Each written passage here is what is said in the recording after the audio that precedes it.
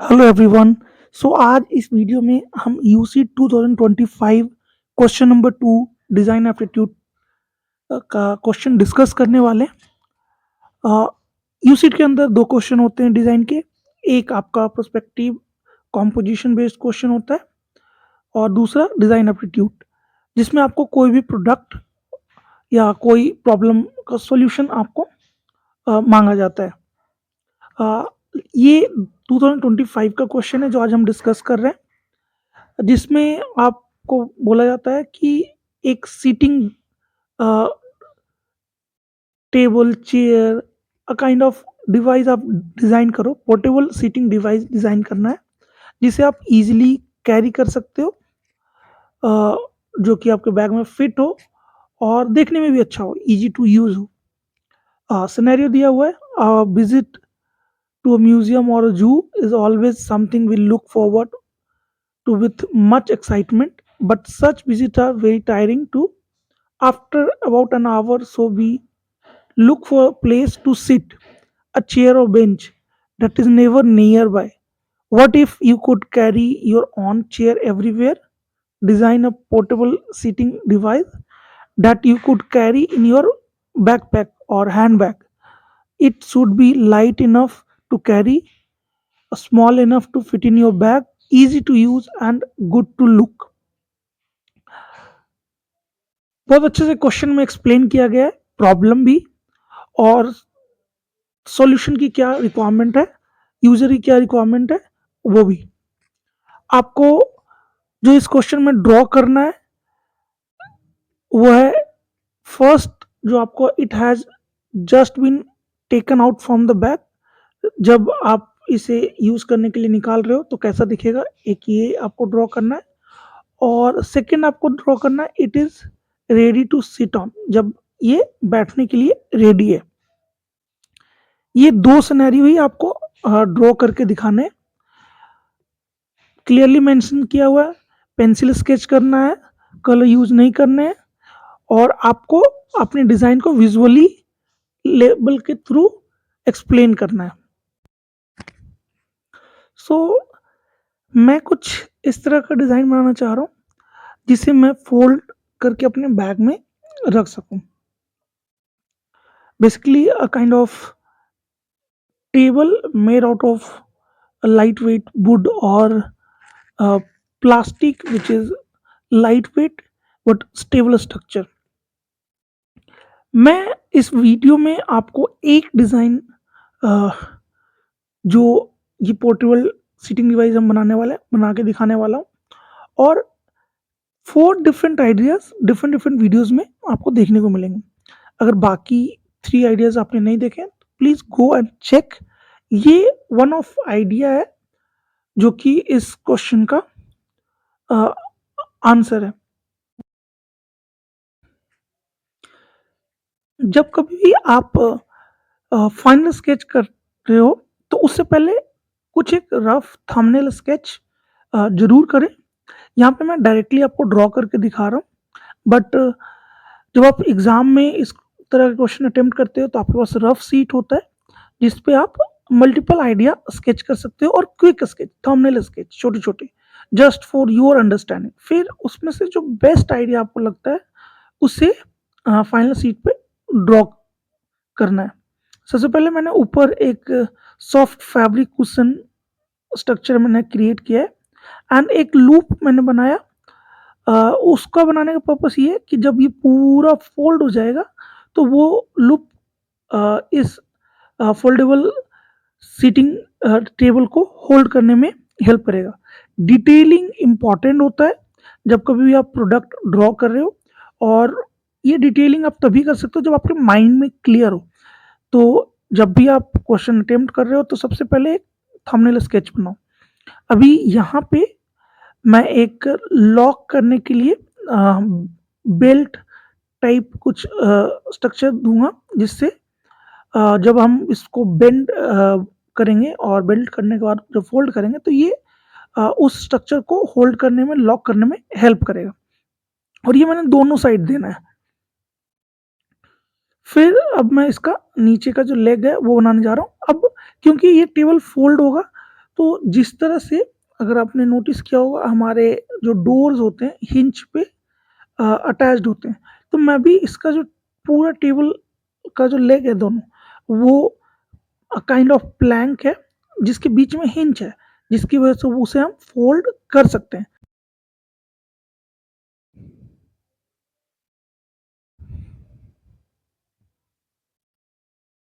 सो ये मैं एक वुडन प्लैंक स्ट्रक्चर बना रहा हूँ जिस जो कि बीच से टू पार्ट में स्प्लिट है और हिंज के थ्रू जुड़ा हुआ है। सेम दूसरी साइड भी इसी तरह का स्ट्रक्चर बनेगा एंड जब आप ये बन जाएगा तो आप इसको जब भी बैठना है तो आप उसको ओपन कर सकते हैं और जब आप उसको फोल्ड करना है तो आप उसको फोल्ड कर सकते हैं। ये मैं हिंज ड्रॉ कर रहा हूँ जस्ट टू गिव लुक कि ये यहाँ से इस तरह से ज्वाइन होगा। ये इनसाइड भी हो सकता है, आउटसाइड भी हो सकता है। अभी हमें स्केच करके आइडिया को एक्सप्लेन करना है, इसलिए जस्ट टू शो विजुअली मैंने इसे बाहर की ओर ड्रॉ किया है। फिर मैं सेम लेग स्ट्रक्चर दूसरी साइड भी बनाऊंगा और थोड़ा सा डिटेलिंग करने की कोशिश करूंगा, क्योंकि डिटेलिंग जब आप करते हो तो आपका प्रोडक्ट क्लियर होता है और साथ में लेबलिंग करके इसे मैं एक्सप्लेन भी करूंगा। नीचे मैंने एक मैग्नेटिक लूप जो हमने ऊपर बनाया था उसी के लिए नीचे की साइड में मैंने मैग्नेटिक स्पेस दिया है जहाँ पे वो लूप अटैच्ड होगा। अब वो मैग्नेटिक भी हो सकता है, टीच बटन भी हो सकता है, लेकिन क्योंकि मेरे दिमाग में आइडिया क्लियर है इसलिए मैंने वो लूप ऊपर भी दिया और जहाँ पे उसे बेंड करके मैं उसको यूज करूंगा, पेस्ट करूंगा, उसके लिए भी मैंने दिया है। थोड़ा सा light shading just to give 3D look. बहुत लाइट, बहुत ज़्यादा डिटेलिंग नहीं कर रहे हैं क्योंकि हमें लाइन ड्राइंग बनाने के लिए बोला गया है और कलर भी यूज़ नहीं कर सकते। तो बस उसी को थोड़ा डेप्थ देने के लिए मैं लाइट शेडिंग दे रहा हूँ। आप चाहें तो ये कर भी सकते हो और नहीं भी कर सकते हैं, ऐसा कोई हार्ड एंड फास्ट रूल नहीं है। लेकिन हाँ, ड्राइंग आपका क्लियर होना चाहिए, जो आप बना रहे हो वो विजुअली अंडरस्टैंडेबल होना चाहिए। जो आपका आइडिया है वो उसमें क्लियरली लाउड एंड क्लियर दिखना चाहिए। साथ में फिर आप वो सारी चीज़ें जो इम्पोर्टेंट है आप उसको लेबल करके एक्सप्लेन कर सकते हो। तो ये मैंने थोड़ा सा अंदर की साइड शैडो दिखाया है, जब भी कोई ऐसा टेबल रखा था तो उसके नीचे में शैडो मिलता है। अब मैं इसे लेबल करूँगा कि कौन सा पार्ट क्या है, उसका क्या यूज है।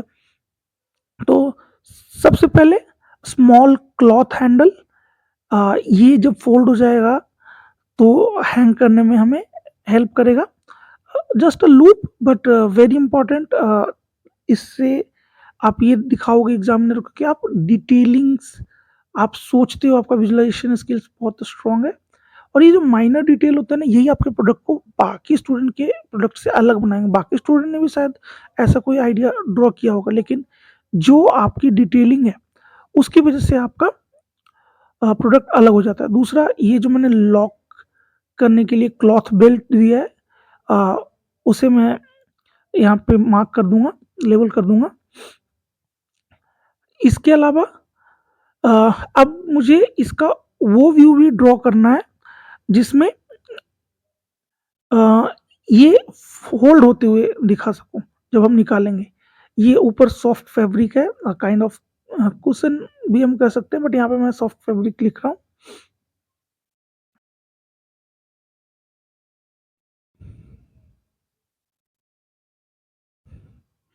सो इस तरह से मेरा प्रोडक्ट क्लियर हो गया, फाइनल प्रोडक्ट। और ये वो पोजीशन में मैंने ड्रॉ किया जिसमें ये सीटिंग के लिए रेडी है। देखने से आइडिया बिल्कुल क्लियर है। अब मैं इसे जब हम बैग से निकालेंगे तो फोल्डेड फॉर्म में किस तरह से होगा वो मैं ड्रॉ करके आपको दिखाऊंगा। वन मोर थिंग, जब कभी भी आप कोई आइडिया एक्सप्लेन कर रहे हो तो क्वेश्चन में तो ऑफ कोर्स दो सिनेरियो दिया गया है। एक, जब आप बैग से निकालोगे तो कैसा दिखेगा, यानी फोल्डेड फॉर्म। सेकेंड, जब वो रेडी है बैठने के लिए, मैंने बता दिया। लेकिन आपके प्रोडक्ट में कोई ऐसी चीज़ है जो इम्पोर्टेंट है एक्सप्लेन करना, जैसे इसमें फोल्डिंग मैकेनिज्म और जो लॉक करने के लिए जो बटन बनाना था वो इम्पोर्टेंट है, तो मैं उसको अलग से ड्रॉ करके और लेबल करके उसको दिखाऊँगा। ये आपका अंदर इतनी अंडरस्टैंडिंग होनी चाहिए कि अगर आपने कुछ नया उसमें किया है तो आप उसे एक्सप्लेन करो, क्योंकि इस क्वेश्चन में क्लियरली मेंशन है कि आपको सारी चीज़ें विजुअली एक्सप्लेन करना है, तो इसलिए मैं विजुअली ही इसे भी एक्सप्लेन करूँगा।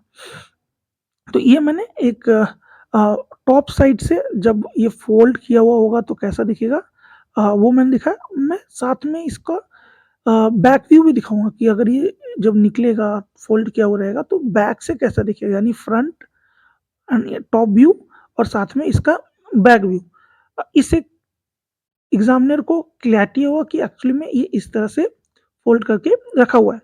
एग्ज़ाम में आपको यूसीड में काफ़ी अच्छा टाइम मिलता है इस क्वेश्चन को करने के लिए, और आप लोग ड्राइंग की भी प्रैक्टिस कर रहे हैं, तो ये बहुत डिफ़िकल्ट टास्क नहीं है। ए4 साइज़ शीट पे 2-4 स्केच करना मुश्किल से, आपका अगर आइडिया क्लियर है तो 10 टू 15 मिनट्स लगेगा। बट अ, टाइमिंग का ध्यान रखें, अगर आपके पास टाइम कम है तो आप थोड़ा-सा क्विक कर सकते हो।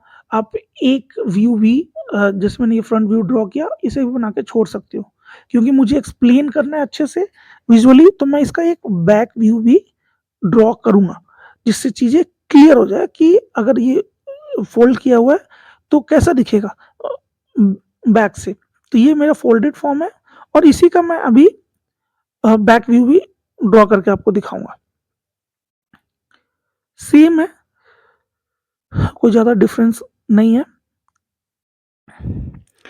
हमेशा ध्यान रखो कि जो आप स्केच कर रहे हो, वो लाइन ड्राइंग हो, ड्राइंग वाइज़ क्लियर हो।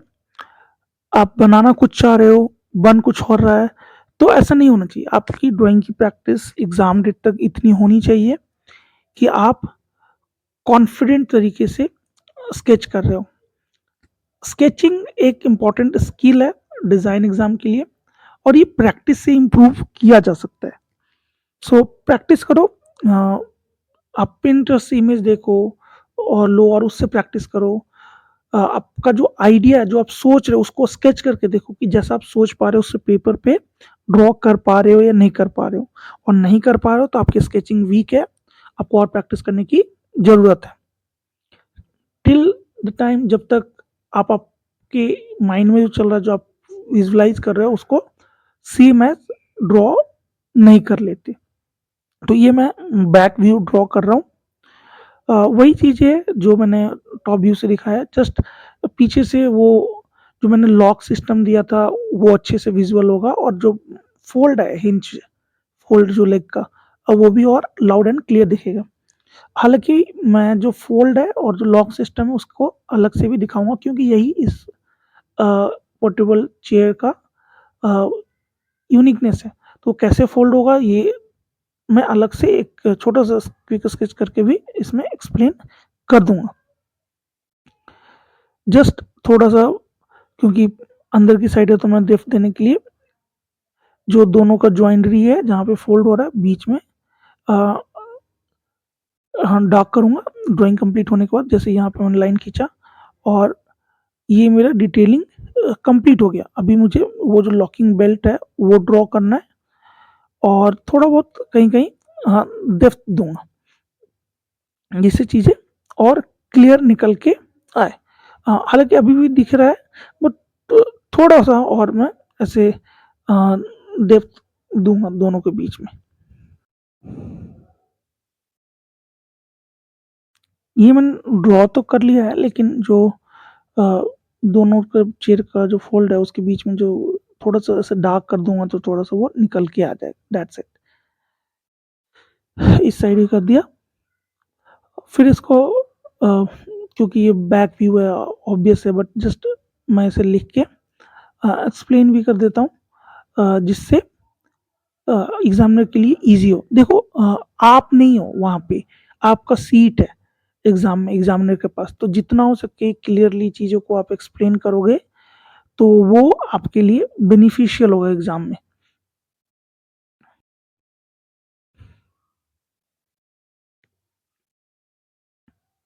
ये हो गया। अब जो इसका फ़ोल्ड है, जो लेग में मैंने दिखा मैंने दिखाया है, उसको मैं ड्रॉ करूँगा, जिससे मैं इसको एक्सप्लेन कर सकूँ।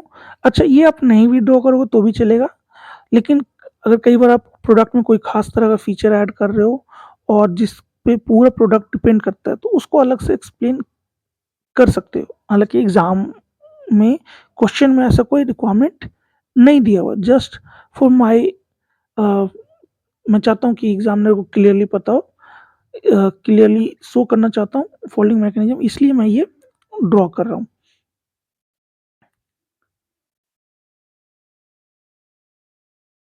ये दूसरे साइड का भी मैं ड्रॉ कर रहा हूँ और दोनों सेम है, जस्ट दोनों को ऐसे ड्रॉ करने का स्पेस भी था, वो भी थोड़ा-सा कंपोज़ हो गया, आइडिया भी क्लियर हो गया, इस वजह से कर रहा हूँ। ऐसा कोई इसकी रिक्वायरमेंट नहीं है और एग्ज़ाम में तो वैसे भी टाइम कम होता है। तो जो चीज़ें बोली गई है, वो चीज़ें आप ड्रॉ करो। जैसे नीचे का जो सीटिंग चेयर था और ऊपर जो फ़ोल्डेबल था। अ, जब वो हम बैग से निकालें तो कुछ इस तरह का दिखेगा। वही क्वेश्चन की रिक्वायरमेंट थी।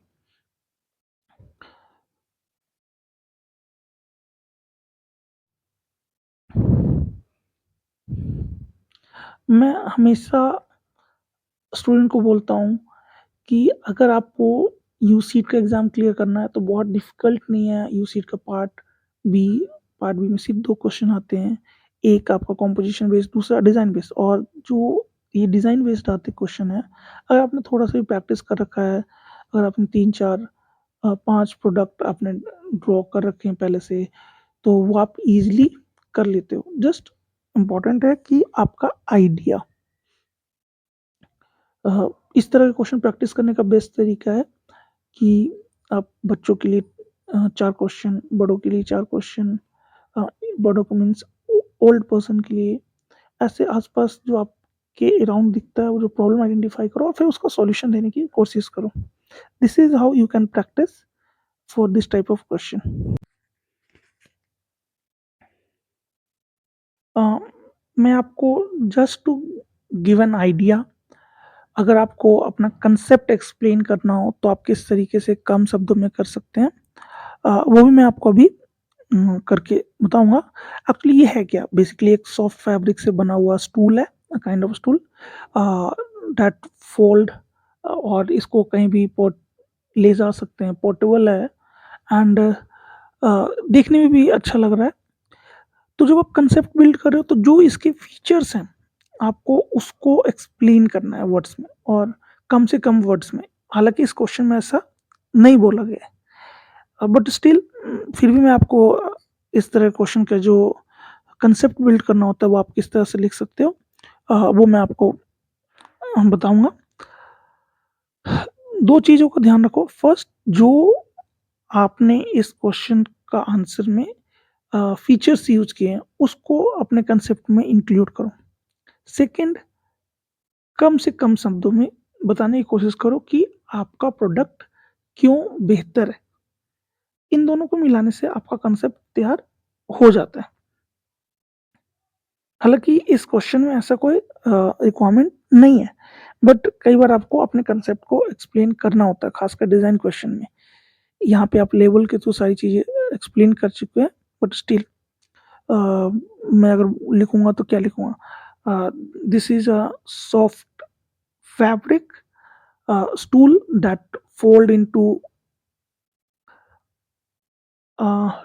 a small uh, portable box. Its features lockable cloth belt and handle for easy to transport. तो मैंने इसमें वो सारे फीचर्स इंक्लूड कर लिए और साथ में ये भी बता दिया कि ये क्यों ईजी है। जैसे मैंने बताया पोर्टेबल है, तो इसको हम कहीं भी कैरी कर सकते हैं। ईज़ी टू ट्रांसपोर्ट है, हैंडल करना आसान है।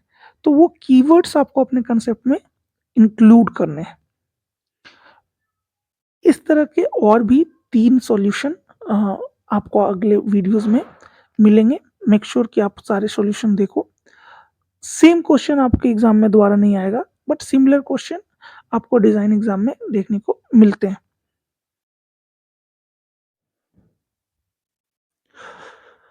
सो ये आपका कंप्लीट सॉल्यूशन रेडी है।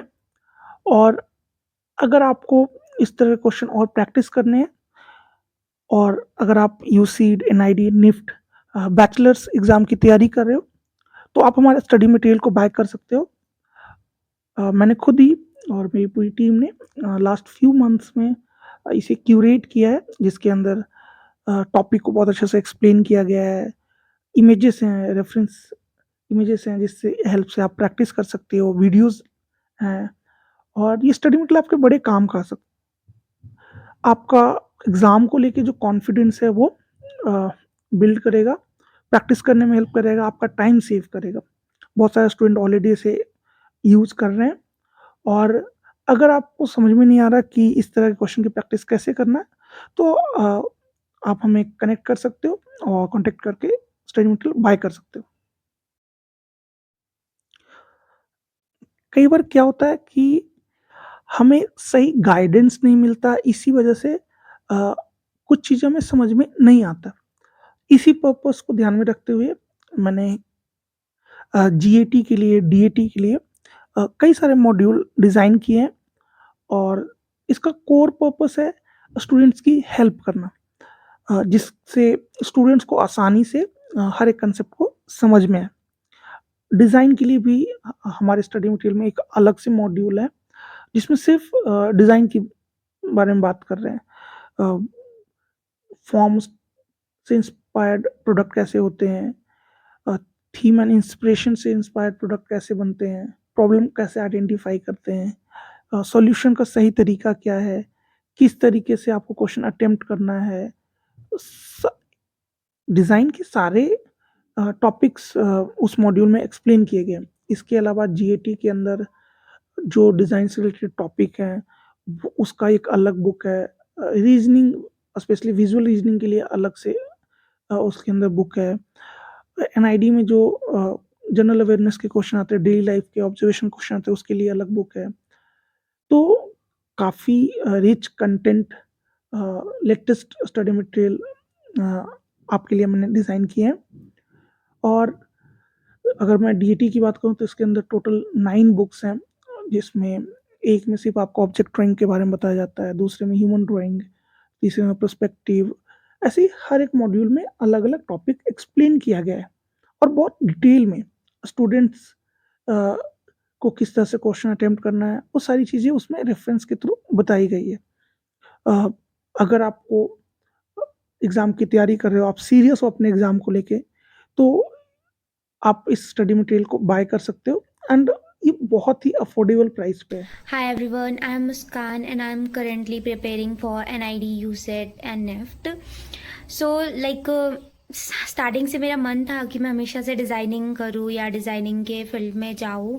आफ्टर 12th मैंने प्रिपरेशन शुरू कर दी थी, बट मुझे उतने मटेरियल्स प्रोवाइड नहीं हुए और ना ही मुझे मिल रहे थे। मैं ट्यूशन वगैरह या कोचिंग्स वगैरह के पीछे भी गई करके मैंने देखा कि क्या पढ़ाते क्या नहीं पढ़ाते, बट मुझे उतना इफेक्टिव कुछ लगा नहीं।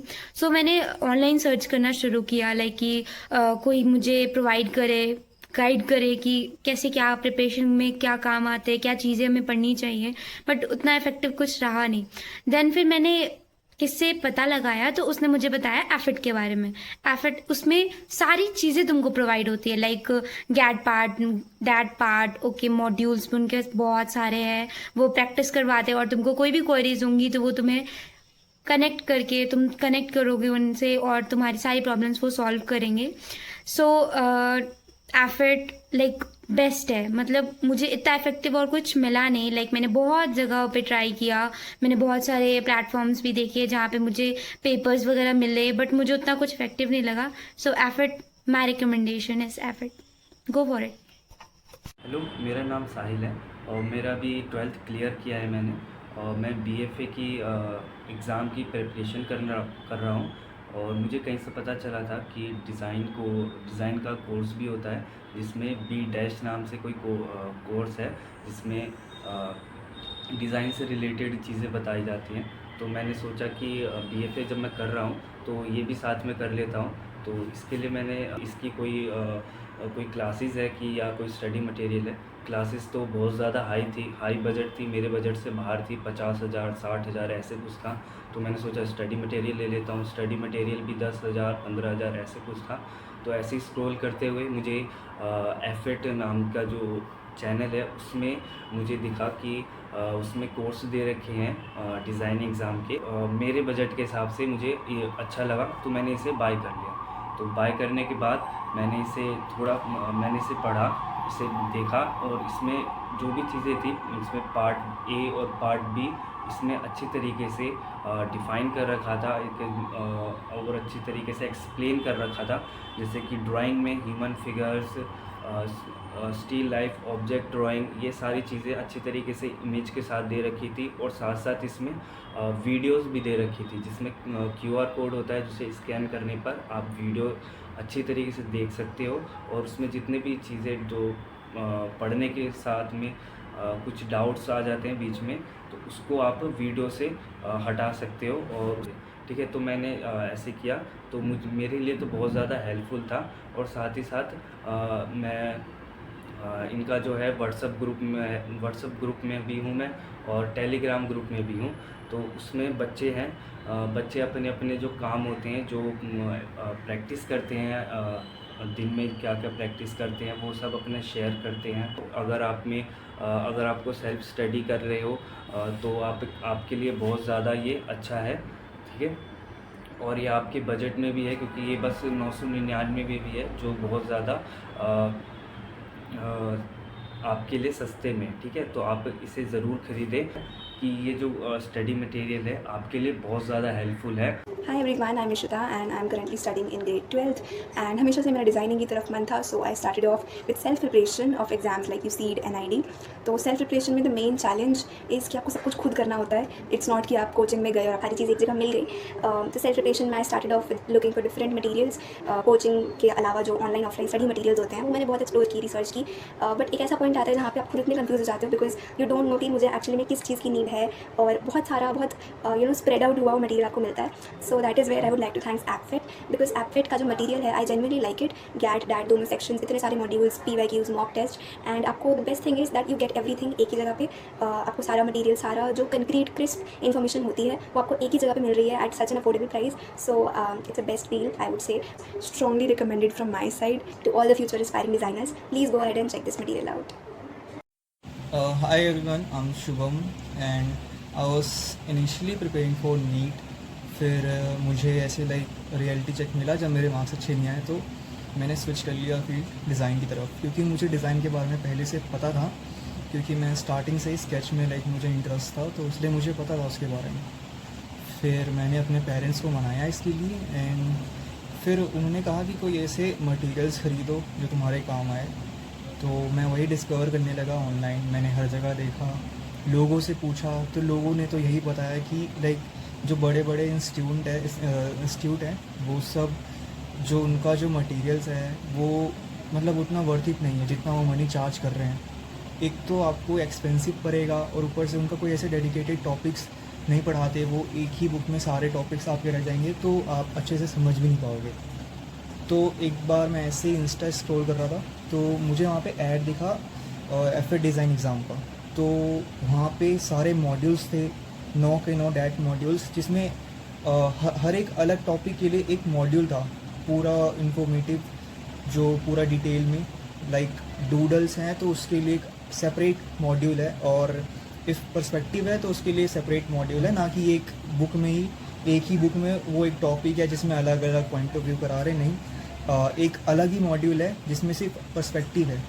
तो वो मुझे इम्प्रेसिव लगा, मुझे वहीं से एक्साइटमेंट हुआ कि हाँ काफ़ी अच्छा रहेगा ये, और पूरे डिटेल में पढ़ाई हो सकती है। और फिर मैंने उसका प्राइस देखा जो कि बहुत चीप था, तो मैं फिर रुका नहीं, क्योंकि ट्राई करने में क्या जाता है, अगर कोई चीज़ महंगी है तब आप सोचते हो ट्राई करने का, पर कोई चीज़ अगर सस्ती है और वो क्वालिटी वाली उसमें वाइब आ रही है तो आप ऑब्वियसली उसमें ख़र्चा करोगे, और इतना खर्चा तो कोई भी करेगा मेरे ख्याल से। तो ये ट्राई करने के लिए वर्थ इट है। और आपको इन केस आपको पसंद नहीं आया, जो कि क्वालिटी अच्छी है, पर आपको ऐसा आएगा नहीं, बट आपका कोई नुकसान नहीं होगा, क्योंकि ये चीप ही इतना है कि हर कोई अफोर्ड कर सकता है। और एट द एंड मैं यही कहूँगा कि ये सबके लिए ही सूटेबल है। इवन आप अफोर्ड नहीं कर सकते बड़े बड़े मटेरियल्स, बड़े बड़े कोचिंग के मटेरियल्स, उनके प्राइस देखकर, तो आप एफर्ट डिज़ाइन एग्ज़ाम के साथ जा सकते हो। इनके मॉड्यूल्स काफ़ी अच्छे हैं और काफ़ी अफोर्डेबल है। जिस क्वालिटी में देखिए पूरा वर्थ इट रहेगा जितना आप प्राइस दे रहे हो। Thank you. Hi everyone, I just want to share a quick review of the EpiFit module that I recently bought for NIT, NIFT and UC preparation. Since I am preparing on my own, finding proper guidance and structured material was really tough. There isn't much information about these exams online. That's where EpiFit really helped me. Everything is organized and easy to follow. The best part for me has been the PYQs and mock test. They give you a real exam like feel and help you understand the type of question that actually come. It builds a lot of confidence. I also like that how they covered both GAT and DAT section in detail. For DAT, there are creative exercises that really improve your drawing and thinking skills. And for the GAT, the practice sets make revision easier. Overall, if you are self-preparing like me, these modules are honestly a game changer. They save a lot of time, clear up the confusion about exam pattern, and give you proper guidance. I will definitely recommend these books. Thank you.